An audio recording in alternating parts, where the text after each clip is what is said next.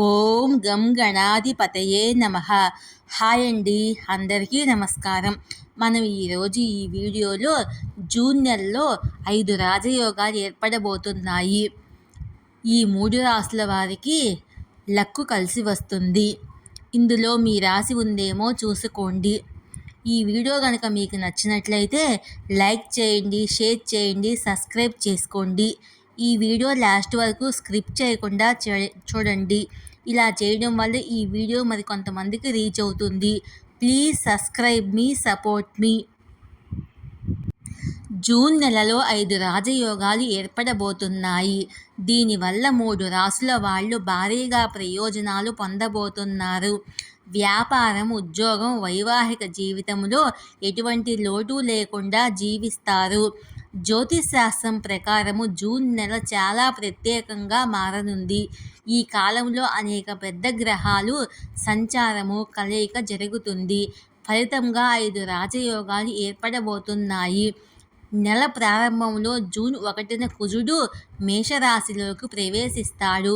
ఇక జూన్ 3వ తేదీన దేవగురువు బృహస్పతి ఉదయించబోతున్నాడు. జూన్ 15న సూర్యుడు వృషభ రాశి నుంచి మిథున రాశిలోకి ప్రవేశిస్తాడు. అలాగే జూన్ 14న బుధుడు మిథున రాశిలోకి ప్రవేశిస్తాడు. జూన్ 12 సాయంత్రం శుక్రుడు మిథున రాశిలోకి వెళతాడు. జూన్ నెలలో శుక్రుడు, బుధుడు, కుజుడు, సూర్యుడు సంచారం వల్ల శుభయోగాలు ఏర్పడనున్నాయి. ఏ రాశిలో ఏ రాజయోగం ఏర్పడుతుందో ఇప్పుడు మనం తెలుసుకుందాము. బుధాదిత్య యోగము. జూన్ మధ్యలో బుధుడు, సూర్యుడు మిథున రాశిలో సంయోగం చెందుతారు. దీనివల్ల బుధాదిత్య యోగం ఏర్పడుతుంది. ఇది శుభయోగాల్లో ఒకటిగా పరిగణిస్తారు. త్రిగాహి యోగము. మిథున రాశిలో సూర్యుడు, బుధుడు, శుక్రుడు కలిసి త్రిగాహి యోగం ఏర్పరుస్తారు. ఇది కూడా జూన్ మధ్యలోనే ఏర్పడుతుంది. శుక్రాదిత్య యోగము. మిథున రాశిలో సూర్యుడు, శుక్రుడి కలయిక వల్ల శుక్రాదిత్య యోగం ఏర్పడుతుంది. ఈ యోగం ఏర్పడడం వల్ల కెరియర్లో అనేక మార్పులు చోటు చేసుకుంటాయి. డబ్బు సంబంధిత సమస్యల నుంచి ఉపశమనం పొందుతారు. గురు ఆదిత్య యోగము. వృషభ రాశిలో బృహస్పతి, సూర్యుడు కలిసి జూన్ 14 వరకు ఉంటారు.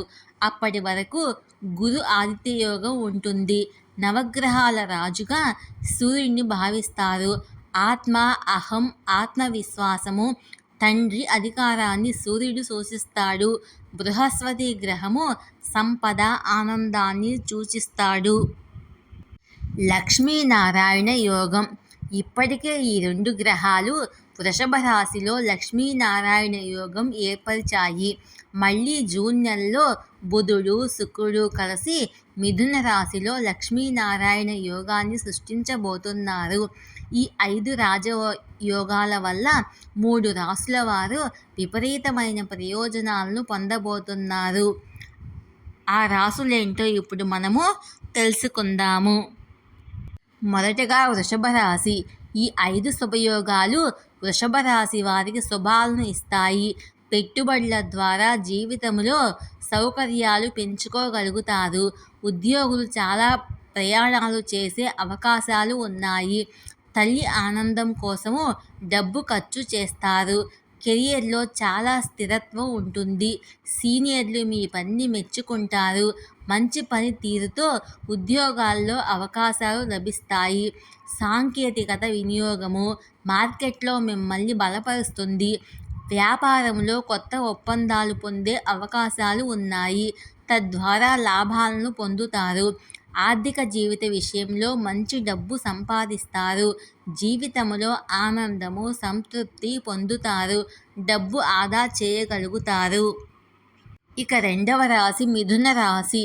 3 రాజయోగాలు మిథున రాశిలోనే ఏర్పడుతున్నాయి. ఫలితంగా ఈ రాశి వారికి శుభప్రదమైన కాలం రాబోతుంది. వీటి ప్రభావంతో జీవితాలు సుభిక్షంగా ఉంటాయి. ఉద్యోగాల్లో చాలా ప్రయోజనాలు పొందుతారు. వ్యాపారస్తులు తమ పనిలో శ్రేయస్సును పొందుతారు. మీ జీవితంలోకి కొత్త స్నేహితులు వస్తారు.